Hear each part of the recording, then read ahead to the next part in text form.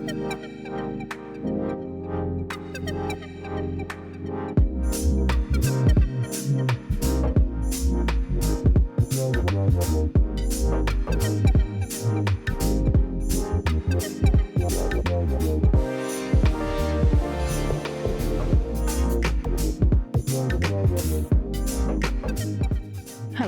and welcome back to Leave Me Alone, the Antisocial Podcast.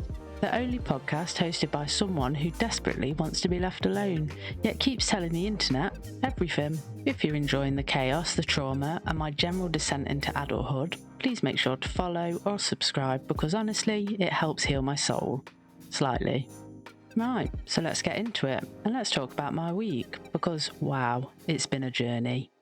We started off strong, and by strong, I mean traumatised. Our toddler had his tonsils out, which instantly ages any parent between 5 and 7 business years. We entered the children's ward, a place meant to be quiet and healing, a place for small, poorly children and exhausted parents. Instead, we walk in and lock eyes with a fully grown man blasting chart hits through his phone's speaker like he's headlining the NHS Arena Tour 2025. Not just playing it, performing, full vocals, committed. I was actually waiting for him to request mood lighting. And on the other side, well, there was a woman arguing with the nurses for the entire day, calling everyone thick, for no reason at all. Like, I don't know if she was auditioning for a reality TV show or just really passionate about her opinions on ENT procedures. I mean, I get it, when your child is sick, you feel helpless, frustrated, and like no one is listening. That anger is real. And totally understandable. But don't take it out on the poor play nurse who's literally trying to entertain your child with a puppet and a smile. They're just trying to make this awful day a little less awful. This ward had more characters than a Netflix pilot episode that's somehow mixing Grey's Anatomy with Britain's Got Talent. Meanwhile, our poor boy is recovering from surgery, groggy and clingy, looking at me with those tiny tired eyes, and I'm sitting there thinking, yep, this is exactly the energy of my life, all wrapped into a hospital gown. It's a weird mix of empathy and exhaustion, understanding the frustrations but also quietly judging the people who think yelling at staff is going to make the tonsil fairy come faster. We finally get home and our son is groggy and only wants his mum, which is perfect because my wife is now in full cuddle mode and me, well, I get assigned the noble quest of foraging for food, which required something I haven't felt since GCSE drama, completely pure courage, because this meant I had to leave the house on my own. And for someone with social anxiety who actively avoids leaving the house, this was basically a full contact battle with the outside world, like it is every time I leave the house.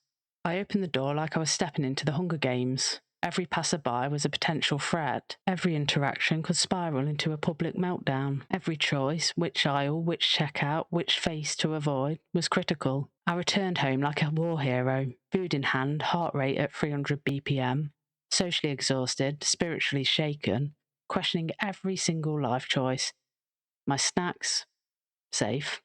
My sanity, debatable. Traumatic, absolutely. Character development, also yes. Life lesson, never underestimate the danger of stepping outside with a grocery list, especially when the world is populated with humans. So we spent the week isolating. I really felt sorry for our boy because a tonsillectomy recovery isn't easy, and I tried everything to make him feel a little bit better.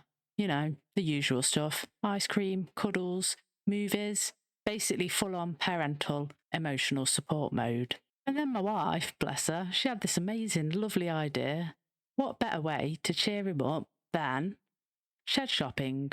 Yes, shed shopping. So basically we're buying our son a playhouse for Christmas, a tiny wooden home for all his toys he ignores in favour of Tupperware lids, TV remotes, and every random thing my wife refuses to throw away. So there we are, wandering through a village full of sheds, playhouses and structures that cost more than my actual car, and I start wondering, how did I end up here? At one point I opened a shed door and I thought, perfect, my future home, with enough space to hide from everyone. But jokes aside, I can't wait for our son to have his little playhouse. By the end of the week, I was convinced the universe had me on some kind of character development subscription plan. We finally get home, and my son crawled onto my lap, still tired, still sore, still holding a biscuit from 3 hours ago like it's an emotional support food. and he just rested his head on me. And I thought, this is great. No chaos, no bored singers, no reality TV rejects shouting, no sheds priced like luxury housing. Just him, safe, comfortable, finally healing, and for a second, the whole week just made sense. Sometimes the chaos is what makes the calm feel like magic, and don't get me wrong, the second he felt 10% better, he immediately headbutted me, threw a car at the dog, and tried to eat a sticker. But for that moment, I got to breathe, and I remembered why we do the hard weeks, the hospital days, the snack missions, the shed shopping torture, all of it, because he's our tiny little feral goblin, and we love him. And here's the thing they don't tell you about parenting, adulthood, or just existing as a human with emotions. After a week of absolute nonsense, the noise, the stress, the public meltdowns, mostly mine, the shed, mortgage tours, your brain suddenly decides to get reflective. So I'm sitting here on the sofa, toddler asleep on my chest, wife finally not panicking, dog finally not acting like the house is haunted, and I get a weird feeling. And because my brain is dramatic, it immediately goes, oh my God, is this growth? Am I learning things? Am I developing emotionally? Ugh. But honestly, it hit me.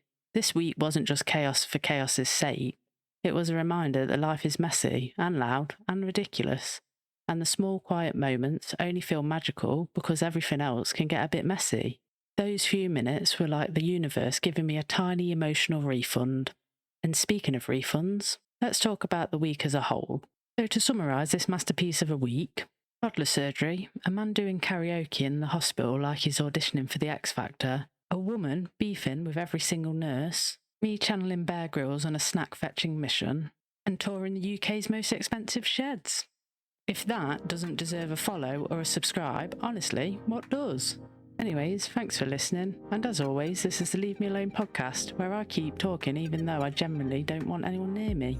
Hopefully next time, and by hopefully, I mean please come back. I actually like having you here, just enough to keep doing this. I'll still be over here while my brain's doing karaoke in the background, replaying things I probably shouldn't have said, and wondering why I agreed to talk to humans in the first place. While you're out living your lives, I'll be enjoying my own version of fun, occasionally debating whether talking to a plant counts as social interaction. But hey, at least we've survived another episode together, or apart, whatever works for you. So yeah, thanks for letting me unload my brain into your ears. I'll be here, content, caffeinated, and sarcastic, one sentence at a time.